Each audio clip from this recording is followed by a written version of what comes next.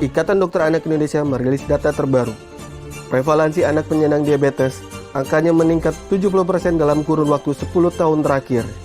IDAI mencatat setidaknya ada 1.645 anak penyandang diabetes yang tercatat oleh 13 rumah sakit di seluruh Indonesia. Faktanya, angka prevalensi diabetes anak Indonesia juga berbanding lurus dengan jumlah kasus di seluruh dunia. Penyakit yang kerap dikatakan sebagai ekses gaya hidup itu kini didominasi oleh usia balita hingga remaja. Namun, ada fakta lain, penyakit ini ditemukan pada anak-anak yang tidak memiliki keturunan diabetes.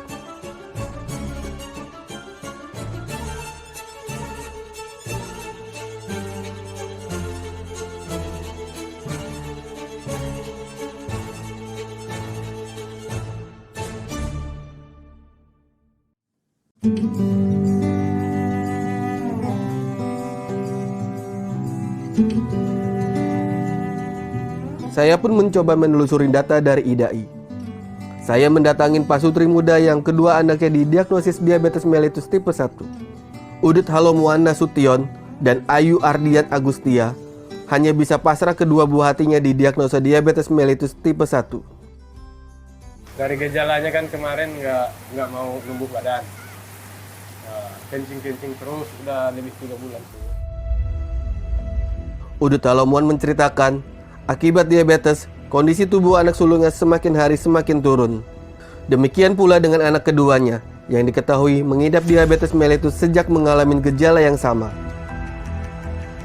Soalnya 3 hari baru dokternya temuin saya bahwa dia bilang anak saya itu diabetes mellitus katanya. Diabetes mellitus penyakit apa? Saya aja nggak tahu penyakit apa itu. Nah, keluarga saya nggak ada yang penyakit diabetes, nggak ada. Dari keturunan kami nggak ada lah. Tapi kata dokternya sekarang udah nggak dari keturunan aja, dari pola makan aja bisa, dari pola makanan paling sering buat anak-anak sekarang. Waktu itu ketika didiagnosis itu yang pertama kali kakaknya atau adiknya? Kakaknya. Kakaknya. Adiknya mah ketahuan karena saya cek aja. Karena saya bilang ini kok tidurnya matanya nggak normal gitu lah. Kadang satu ke kiri, satu ke kanan. Ini kenapa? Menurut saya begitu. Baru saya coba ambil alat ngetes gula darah. Kalau nggak salah pertama itu 250. Kalau dari kebiasaan makan tuh sering manis-manis ya sih? Lebih ke jajanan sih, Dari jajanan. cemilan gitu. Jajanannya ini es krim coklat tiap hari. Yang namanya kita punya anak dan sayang sama anak kita iyain aja. Anak mau apa kan? Iya, mau apa juga kasih aja. Misalkan bisa aja belinya. Kini, kedua anaknya harus tergantung oleh perawatan medis untuk menangkal efek yang ditimbulkan oleh penyakit itu. Udut menyebutkan, setidaknya 4 juta rupiah keluar dari kantongnya setiap bulan guna memenuhi kebutuhan medis anak-anaknya. Jadi, kalau kita nggak lakuin, berbahaya itu loh masalah. Nah, kalau kita nggak beli, itu berbahaya ke dia. Nah, jadi kan nggak bisa maksudnya dibilang kayak penyakit lain nggak ketergantungan gitulah. Karena ini ketergantungan, kita harus bisa mikirin gimana cara nyari uang. Utut dan Ayu masih bersyukur dengan adanya bantuan dari BPJS Kesehatan dan CDIC. Namun, rasa khawatir itu tetap ada dalam bayang-bayang pikiran mereka. Sebab, mereka tahu bahwa bantuan itu tidak akan berlangsung lama. Utut dan Ayu hanya bisa berharap agar pemerintah dapat menekan biaya obat dan alat kesehatan bagi anak penyandang diabetes. Terlebih, Udut termasuk dalam keluarga ekonomi menengah ke bawah. Takut nggak kebeli lagi stripnya, karena kan programnya cuma sampai 2025 ya. Kadang saya, ini masih 2023 nih lagi gitu. Nanti kalau misalkan itu udah habis masanya, berarti harus balik lagi tutup lubang lagi gitu saya gitu. Buat ngedapetin semuanya bisa lebih mudah, terus ada apa? Kalau bisa sih ada bantuan gitu. Itu aja. Soalnya kalau sembuh itu nggak tahu deh. Saya udah pasrah. Tinggal beli peralatannya aja itu yang pengennya nggak sulit gitu. Sulit dalam hal keuangannya. Saya pun menjumpai keluarga Arif Novianto. Serupa dengan Udut, Ketua Ikatan Diabetes Anak dan Remaja atau IKADAR ini memiliki anak yang menderita diabetes. Faiz yang kini duduk di bangku kuliah, sudah hidup berdampingan dengan diabetes sejak berusia 6 tahun. Jadi hampir 13 tahun dia menjadi penyandang diabetes. Kakaknya nggak ada yang jadi penyandang DM. Setelah yakin anak Faiz atau Faizena ini menjadi penyandang, saya baca literatur ya, memang ternyata anak-anak itu dominan DM tipe 1, di mana pengobatannya hanya dengan suntik insulin gitu loh. Dan itu yang mungkin ya, membuat kami waktu itu sih Faiz nggak begitu merasa kiamat ya, tapi buat kami kan sesuatu yang membuat kami wah kiamat kecil gitu kan di dalam hidup ini gitu. Kepada saya, Faizena membagikan pengalaman sebagai penyandang diabetes mellitus tipe 1. Ini bisa-bisa aja sih, walaupun penyandang diabetes, karena seolah-olah saya kena diabetes itu ya menjalankan kehidupan normal aja sih. Paling yang memberatkan ya biasanya sih suntik gitu kan, cek gula darah, karena itu salah satu kegiatan pas kena diabetes itu kegiatan paling males sih. Karena kalau makan cek suntik gitu-gitu itu agak memberatkan. Kadang suka apa ya, kayak lamah gitu, lapar. Itu ya itu emang kadang biasa aja sih. Hipoglikemi ya. Iya, Jadi kalau hipoglikemi itu buat Faiz tandanya dia lapar gitu loh. Kayak dia kalau yakin itu hipoglikemi biasanya dia cek gula darah sih. Tapi memang selama 13 tahun ini setelah sejak Faiz didiagnosa ya, sampai sekarang alhamdulillah belum pernah mengalami kegawatan yang kemudian harus dilarikan ke rumah sakit sih. Jadi dia belum pernah dirawat di rumah sakit karena faktor DM-nya gitu. Arif meyakini diabetes yang diderita anaknya tidak disebabkan oleh faktor keturunan. Sebab ia dan istrinya bukanlah orang yang memiliki riwayat penyakit serupa. Ia juga menampik kalau pemicu diabetes tipe 1 akibat kesalahan pola makan. Saya alhamdulillah sampai saat ini belum terdiagnosa menjadi diabetesi atau prediabetes. Istri saya juga tidak gitu kan. Ketika sekian 13 tahun yang lalu anak saya didiagnosa pun kondisi badannya kurus-kurus aja gitu loh. Ya memang banyak awam ya, terutama awam, bahkan mungkin nggak cuma awam ya, tenaga kesehatan juga banyak. Ketika misalnya saya ambil rujukan ke Vaskes 1, tenaga kesehatan bilang, oh ini karena makannya ya gitu. Padahal gitu kan, sepengetahuan saya, makan anak saya itu ya biasa-biasa aja. Tidak pernah mengkonsumsi katakanlah soda ya, soda yang manis dan segala macam gitu. Makan nasi pun makan karbohidrat tidak berlebih. Anak saya tidak mengalami obesitas gitu. Jadi faktor salah makan itu buat kami tidak ada gitu loh.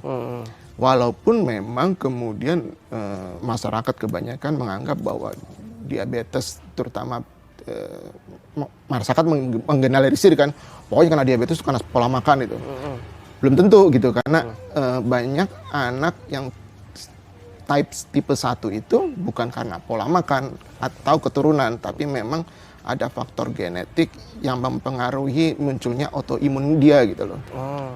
Itu yang kemudian memicu terjadinya DM tipe 1. Mungkin autoimun itu bisa menyebabkan penyakit-penyakit lain, tapi buat anak-anak kami gitu kan, ternyata yang terpicu adalah DM tipe 1-nya. Mau tidak mau, Arif harus menerima fakta. Anaknya didiagnosis diabetes mellitus tipe 1, di mana pengobatan penyakit ini harus dilakukan seumur hidup Faiz. Tidak diragukan, biaya obat dan alat kesehatan menjadi kekhawatiran untuk Faizena nanti. Terutama ya pembiayaan yang berlangsung seumur hidup. Itu yang menjadi kekhawatiran utama, terutama buat keluarga yang memang sudah bisa move on ya. Tapi kalau buat keluarga baru kan khawatirkan kenapa anaknya nggak bisa sembuh gitu.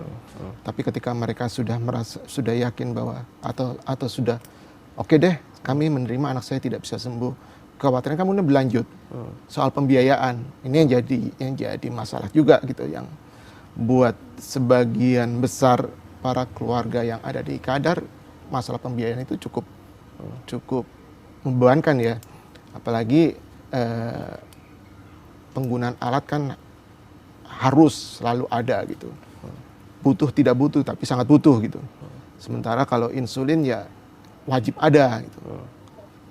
Kalaupun tidak ada harus diadakan gitu supaya anak kita bisa survive.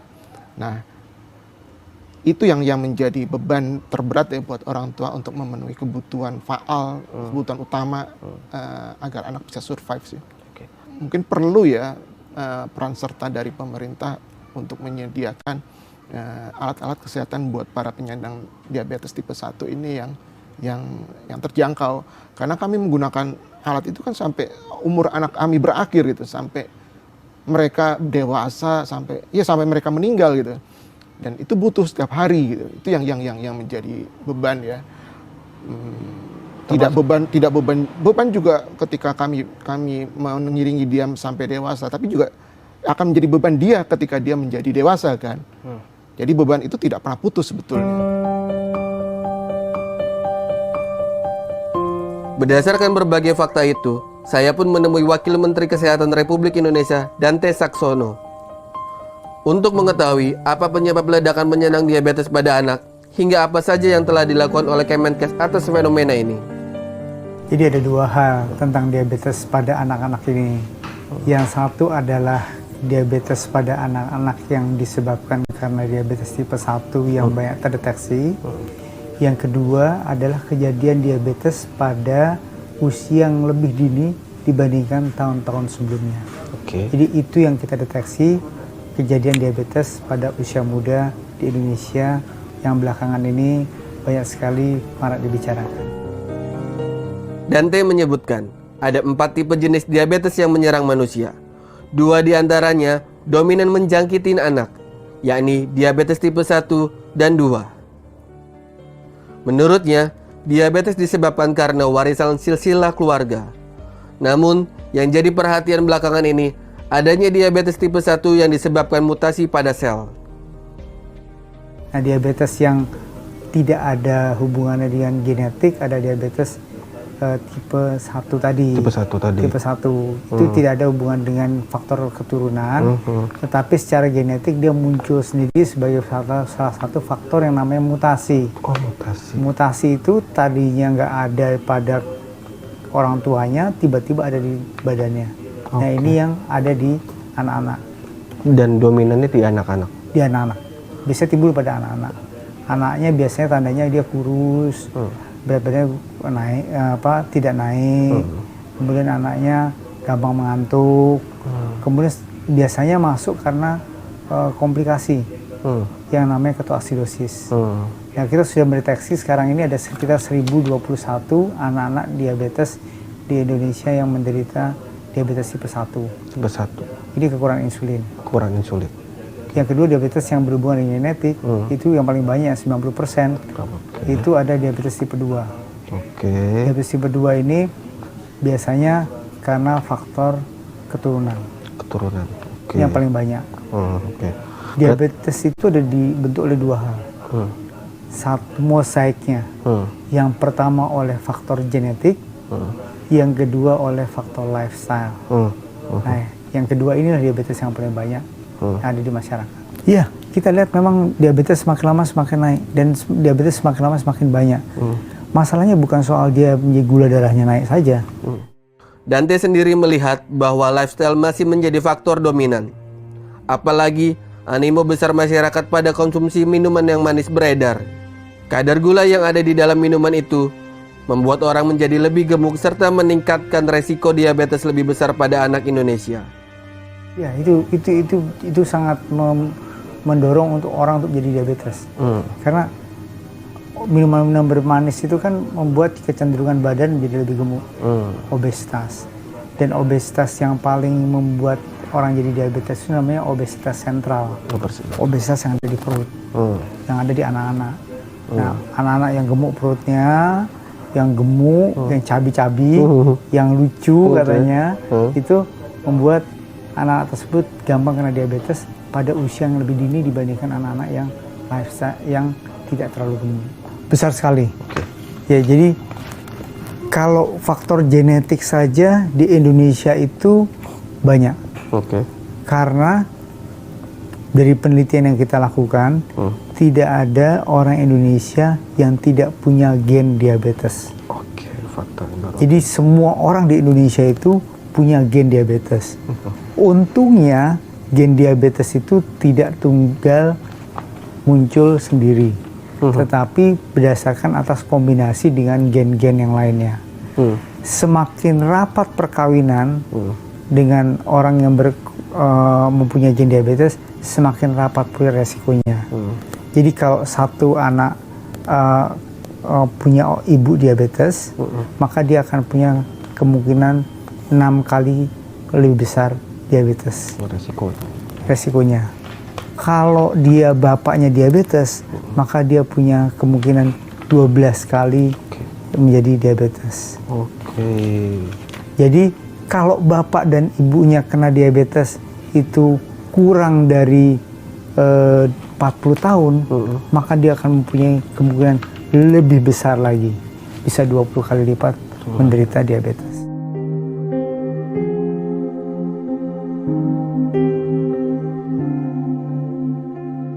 Jadi yang paling penting, peta jalan yang sudah kita buat itu adalah membuat supaya pasien-pasien ini atau masyarakat ini tidak terkena komplikasi di kemudian hari.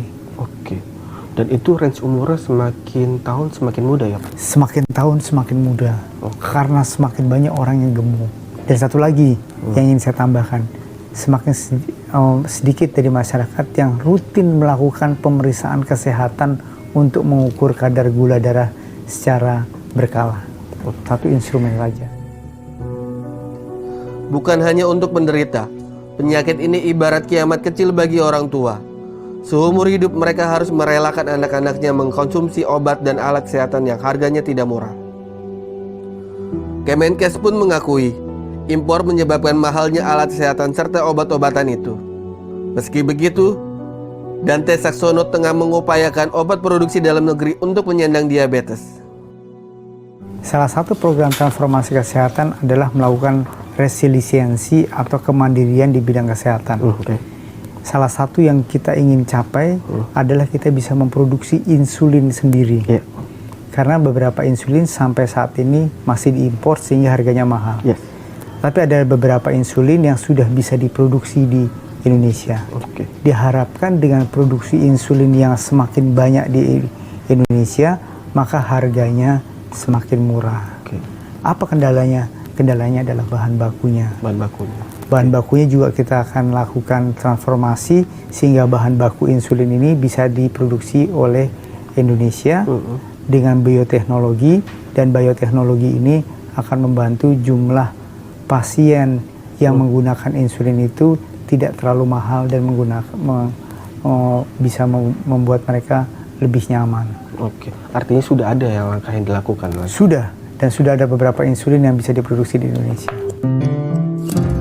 Terlepas dari cukai pemanis buatan hingga upaya pemerintah menghadirkan alat kesehatan dan obat murah bagi penyandang diabetes, khususnya pada anak, Wamenkes Dante Saxono juga mengingatkan tubuh gemuk pada anak bukan berarti sehat.